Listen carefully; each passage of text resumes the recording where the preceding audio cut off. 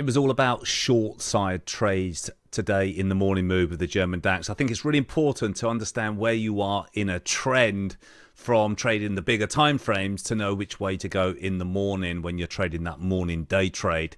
Now, if you look at the German DAX here, it's had a beautiful 5 waves up. We've been very bullish, the German DAX, 3, 4, 5, with divergence. Okay, now with divergences, it's not always a trend change. It's not always a big reversal. It's just saying that the market is slowing down. Price is slowing after a 5-wave trend. If I got a divergence at the start of the trend, then I wouldn't really take it that seriously.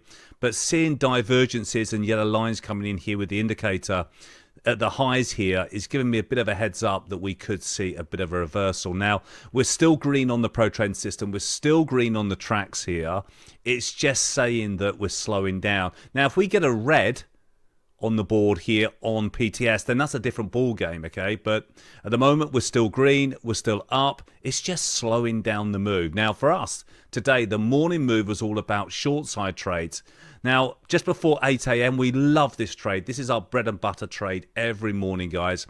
Just before the market opens at 8 a.m. for the cash session, we get the signal, whether it's a long side trade or a short side trade, red being the short side trade. Now, for us today, because of the divergence setting up, we thought, okay, we could start to see a little bit of a move down here. We get the signal just before the market opens and we sell off beautifully down to 23,000. Bounce from there. Then we get a new red signal. So green to red. We see a bit more of a sell-off. Well, not a bit more of a sell-off. That was an absolutely beautiful 200-point move to the downside in the German DAX. So a very nice trade and a very nice Monday morning. Gets us off to a great start to the week. Okay. Let's dive into the euro dollar because we're building a position in that trade. And there's another market that I want to talk to you about because I think we could see the start of a new trend or the new move, or at least a 200-point move in this other market. Let's dive first into the euro dollar. Okay, last week was all about getting long the euro. Once we turned from red to green, we were looking for long side trades. If you've seen my previous videos, then you see that I'm building a position. I'm looking at the June contract for euro dollar. We're in a nice position. We're nicely profitable June contract. Now, if we get a bit of a pullback because we've got a green PTS here, momentum is light green, so that's perfect. If we get a bit of a pullback, I will then add more position to the June contract of euro dollar, okay? That's the expiry end of June. So it's really nice today. We're still long, we're still bullish euro dollar, but it's just short term. It's just a little bit overbought, okay? So I'd like to see a bit of a pullback. That would be great because then I'd add to that position. As I said on the last video, I'm just trying to avoid the P&L, looking at the P&L because that instantly will impact anybody if they're trying to build a bigger position, because you never know. This could be another, we're trading at 108.42. We could see much further prices higher. 112 is a nice area. I think 110 is a great big psychological area. I think we get up to 110 possibly at the end of this week, maybe the start of next week. But we do need to see that pullback so I can add to that position, guys. All right. So euro dollar on a march here. I think we could see much more upside. Now, if it turns red, but turns red all the way down here, then I'm going to exit that trade. So at the moment, stops are break even. And once they're at break even, you know, you just release that risk from that account. So you're not risking anything. Once you have a stop to break even, then you can build another trade and add more to it. Perfect if you're doing funded accounts and you don't want to be sitting there all day long, or you're at work and having to do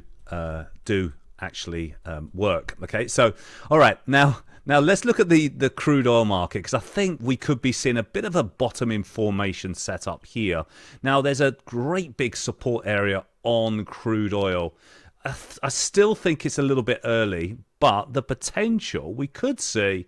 We've got this major support down at $65. This is the NYMEX crude oil here. Now, we did grow from there last time. We had a few green candlesticks that gave us the buy signal. We could see something like this, but we don't have green yet. It's still sort of red. We're losing a little bit of momentum to the downside. I think oil might go on a bit of a move here. Now, I have started to go long here. Let me show you why. So with that bigger time frame support area, you can see we've got a double trend predictor here. And we're just starting to turn up. Momentum is shifting from down to up on the smaller time frames. We still haven't got that green colors on the bigger time frames like the daily, but we're starting to see some buyers step in. Now, if we break below this low at 66.21 and it turns red, then all bets are off.